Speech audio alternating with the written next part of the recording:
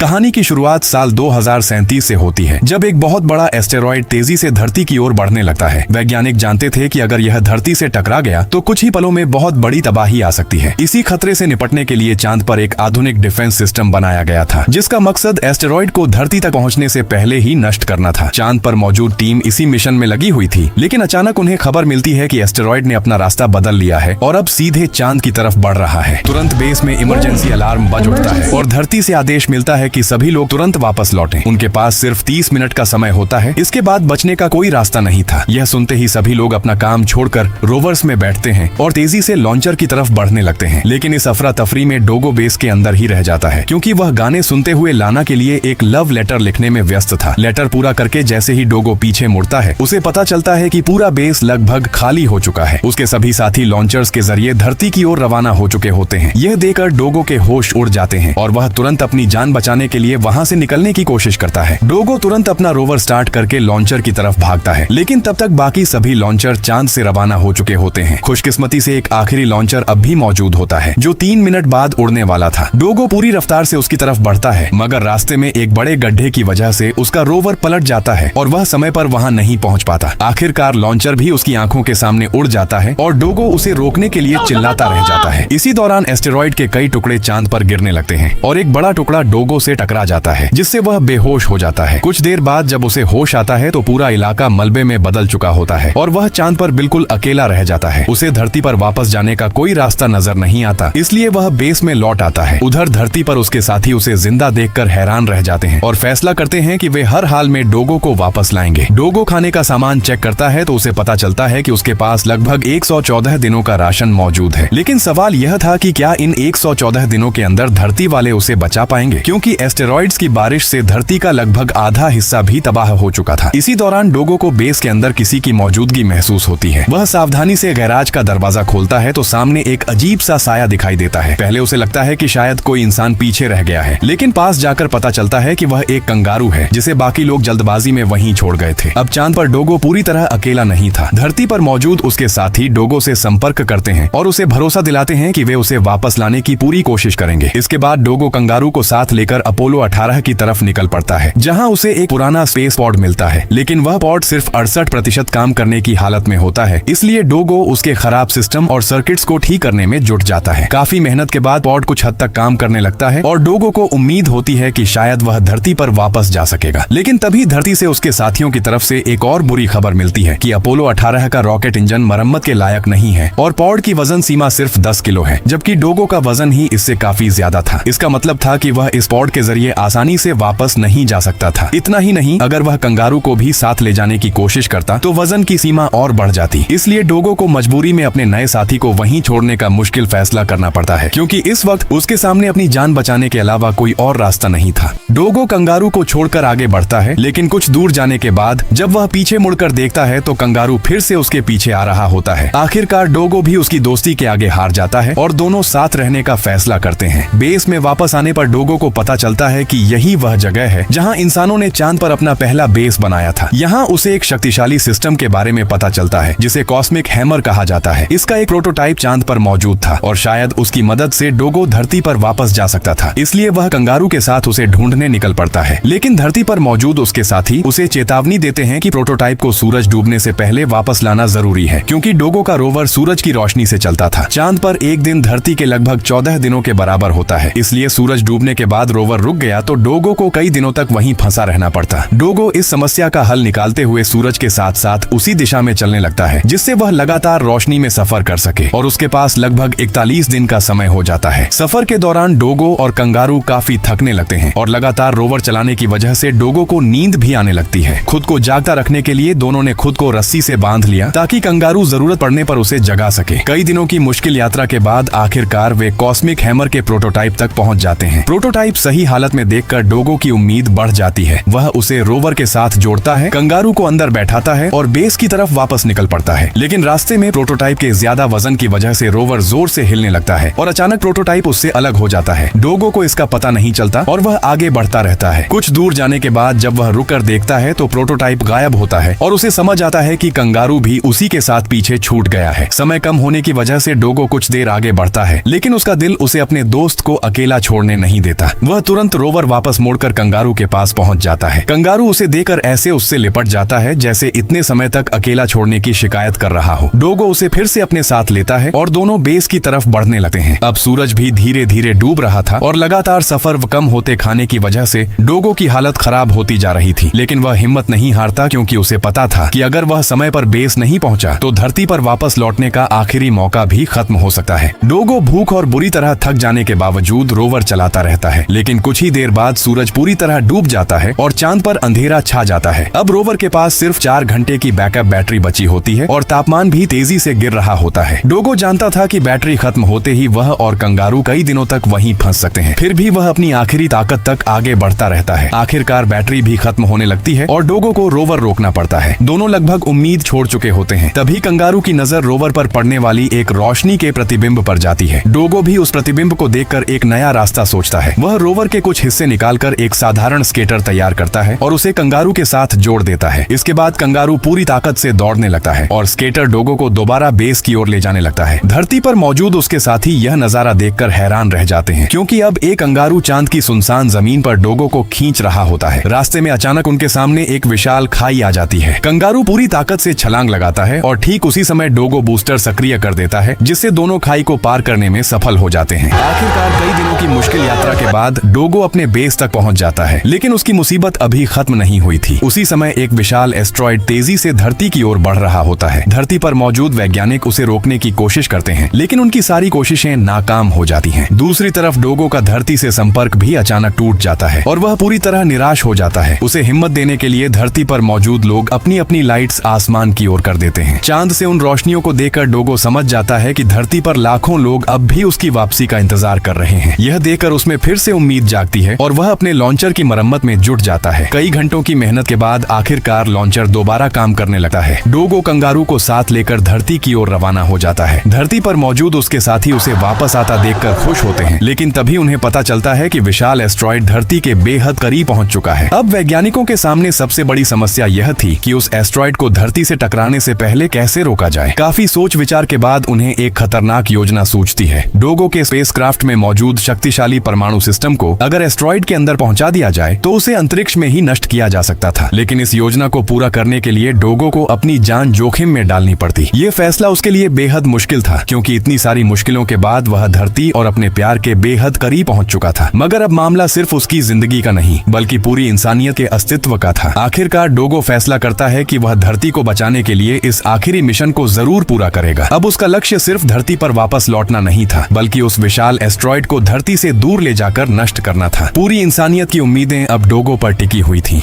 डोगो जानता था कि अब समय आ चुका है, इसलिए वह कंगारू को एक छोटे स्पेसक्राफ्ट में बिठाकर धरती की तरफ रवाना कर देता है। कंगारू उससे अलग नहीं होना चाहता था, लेकिन डोगो उसे इस खतरनाक मिशन में अपने साथ नहीं ले जा सकता था। कंगारू के रवाना होते ही डोगो अपना लॉन्चर तेजी से एस्ट्रॉइड की तरफ मोड़ देता है। एस्ट्रॉइड के टुकड़ों के बीच से गुजरते हुए उसका स्पेसक्राफ्ट जोरदार झटकों का शिकार होता है, लेकिन डोगो हिम्मत नहीं हारता और न्यूक्लियर सिस्टम को अलग करके आखिरी चरण के लिए तैयार हो जाता है। इसी दौरान वह लाना से कहता है कि उसके आखिरी पलों को पूरी दुनिया तक लाइव पहुंचाया जाए। कुछ ही देर में करोड़ों लोगों की नजरें डोगो पर टिक जाती हैं। डोगो सभी का शुक्रिया अदा करते हुए कहता है कि उसे जिंदगी में जितना प्यार धरती के लोगों से मिला, शायद उतना कभी नहीं मिला था। फिर वह पूरी रफ्तार से एस्ट्रॉइड की तरफ बढ़ने लगता है। जब वह एस्ट्रॉइड के बिल्कुल करीब पहुंचता है तो कमांडर लाना आखिरी बटन दबाने से हिचकिचाती है, क्योंकि वह डोगो को खोना नहीं चाहती थी। लेकिन डोगो अपना फैसला पहले ही कर चुका होता है और आखिरी कार्रवाई पूरी कर देता है। अगले ही पल अंतरिक्ष में एक जबरदस्त धमाका होता है और खतरनाक एस्ट्रॉइड टुकड़ों में बिखर जाता है। उसके टुकड़े आसमान में तारों की तरह चमकने लगते हैं। धरती सुरक्षित हो जाती है और कंगारू भी वापस पहुंच जाता है, लेकिन डोगो कभी वापस नहीं आता। उसकी कुर्बानी की वजह से पूरी इंसानियत एक बड़ी तबाही से बच जाती है। कुछ देर बाद लोग अपने सुरक्षित ठिकानों से बाहर निकल आते हैं और उन्हें यकीन हो जाता है कि खतरा हमेशा के लिए टल चुका है। इंसानियत तो बच जाती है, लेकिन उसके साथ वह बहादुर मून मैन डोगो भी हमेशा के लिए एक याद बन जाता है। इसी के साथ डोगो की यह दर्दनाक लेकिन बहादुरी से भरी कहानी खत्म हो जाती है। अगर आपको यह वीडियो पसंद आई हो तो वीडियो को लाइक करें और हमारे चैनल को सब्सक्राइब जरूर करें।